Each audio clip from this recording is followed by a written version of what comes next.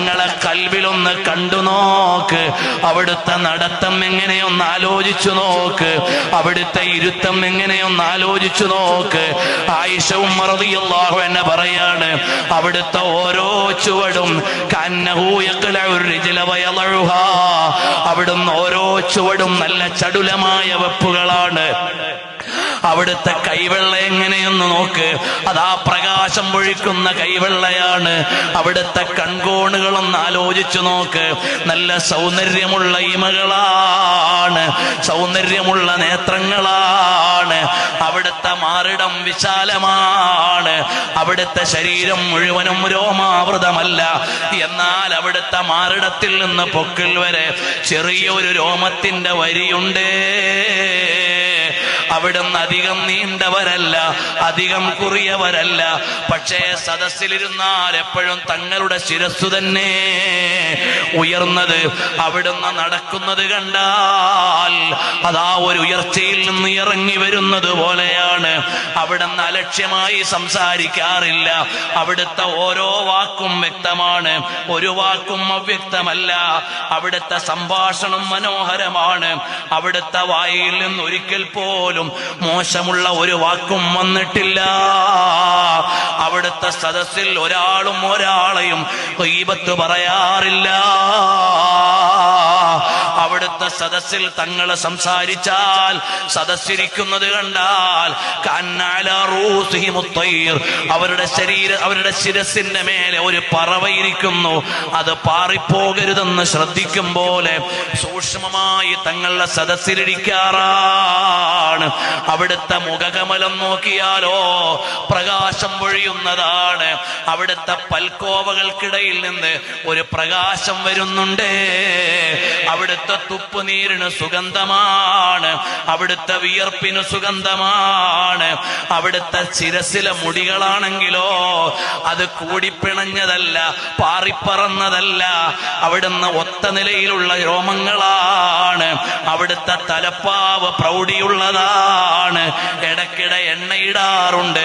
ശേഷം ഒരു തൂവാല കൊണ്ട് ശിരസിൽ മറയ്ക്കാറുണ്ട്.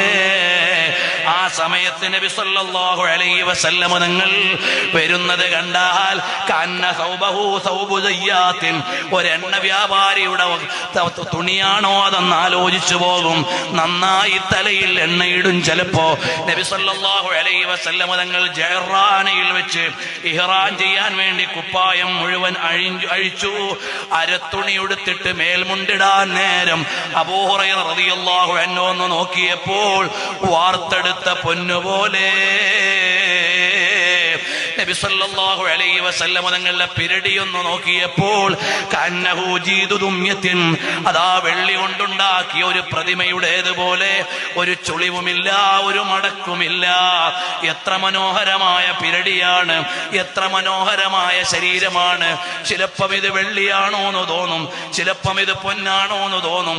അവിടുത്തെ പാദത്തിന്റെ മേലെ വെള്ളം വീണാൽ ചുളിവുകളോ കുഴികളോ ഇല്ല, വെള്ളം ഒലിച്ചു പോവുകയാണ്.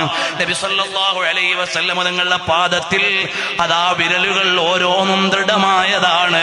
അവിടെ പാദത്തിന്റെ അടിയിൽ മാംസമില്ല, അഥവാ ഉയർന്നു നിൽക്കുന്ന ഭാഗത്ത് മനോഹരമായ അവസ്ഥയാണ്.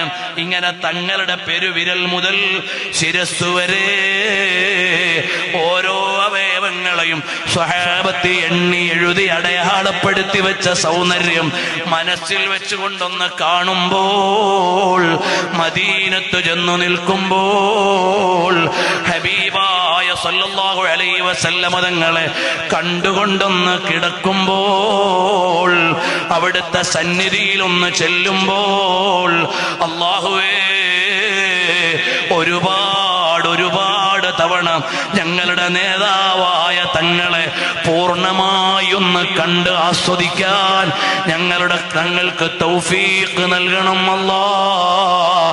മൻ റആനി ഫിൽ മനാമി കഅന്നമാ റആനി ഫിൽ ഇഖ്ളാ.